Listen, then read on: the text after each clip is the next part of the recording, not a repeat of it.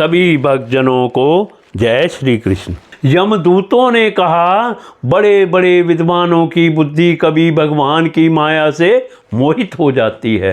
वे कर्मों के मीठे मीठे फलों का वर्णन करने वाली अर्थवाद रूपणी वेदवाणी में ही मोहित हो जाते हैं और यज्ञ आदि बड़े बड़े कर्मों में ही संलग्न रहते हैं तथा इस सुगमाति सुगम भगवान नाम की महिमा को नहीं जानते। यह कितने खेद की बात है।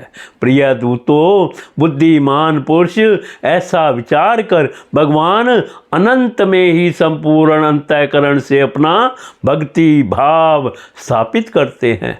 वे मेरे दंड के पात्र नहीं हैं। पहली बात तो यह है कि वे पाप करते ही नहीं, परंतु यदि कदाचित संयोगवश कोई पाप बन भी जाए तो उसे भगवान का गुणगान तत्काल नष्ट कर देता है। जो समदर्शी साधु भगवान को ही अपना साध्य और साधन दोनों समझकर उन पर निर्भर हैं, बड़े बड़े देवता और सिद्ध उनके पवित्र चरित्रों का प्रेम से गान करते रहते हैं।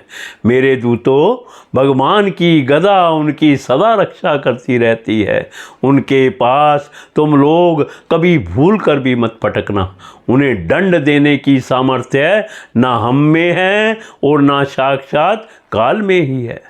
बड़े बड़े परमहंस दिव्य रस के लोभ से संपूर्ण जगत और शरीर आदि से भी अपनी अहंता ममता हटाकर अकिंचन होकर निरंतर भगवान मुकुंद के पादार बिंद का मकरंद रस पान करते रहते हैं। जो दुष्ट उस दिव्य रस से विमुख है और नरक के दरवाजे घर गृहस्थी की तृष्णा का बोझा बांधकर उसे ढो रहे हैं, उन्हीं को मेरे पास बार बार लाया करो। जिनकी जीभ भगवान के गुणों और नामों का उच्चारण नहीं करती, जिनका चित्त उनके चरणार बिंदों का चिंतन नहीं करता और जिनका सिर एक बार भी भगवान श्री कृष्ण के चरणों में नहीं झुकता, उन भगवत सेवा विमुख पापियों को ही मेरे पास लाया करो। आज मेरे दूतों ने भगवान के पार्षदों का अपराध करके स्वयं भगवान का ही तिरस्कार किया है। यह मेरा ही अपराध है।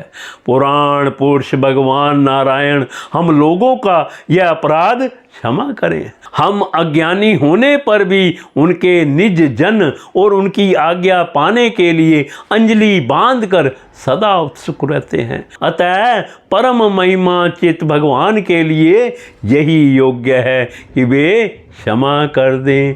मैं उन सर्वांतयामी एक रस अनंत प्रभु को नमस्कार करता हूँ। श्री सुखदेव जी कहते हैं, परीक्षित, इसलिए तुम ऐसा समझ लो कि बड़े से बड़ा पाप का सर्वोत्तम अंतिम और पाप वासनाओं को भी निर्मूल कर डालने वाला प्रायश्चित यही है कि केवल भगवान के गुणों लीलाओं और नामों का कीर्तन किया जाए, तो इस संसार का कल्याण हो सकता है। जो लोग बार बार भगवान के उदार और कृपापूर्ण चरित्रों का श्रवण कीर्तन करते हैं, उनके हृदय में प्रेममयी भक्ति का उदय हो जाता है। उस भक्ति से जैसी आत्म शुद्धि होती है, वैसी कृच्छ चंद्रायण आदि व्रतों से नहीं होती।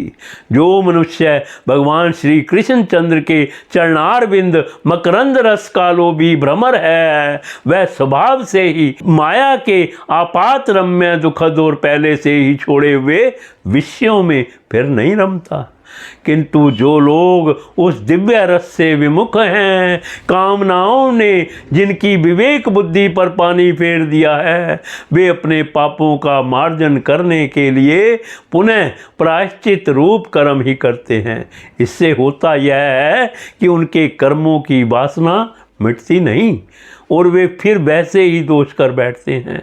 परीक्षित, जब यमदूतों ने अपने स्वामी धर्मराज के मुख से इस प्रकार भगवान की महिमा सुनी और उसका स्मरण किया, तब उनके आश्चर्य की सीमा ना रही। तभी से वे धर्मराज की बात पर विश्वास करके अपने नाश की आशंका से भगवान के आश्रित भक्तों के पास नहीं जाते।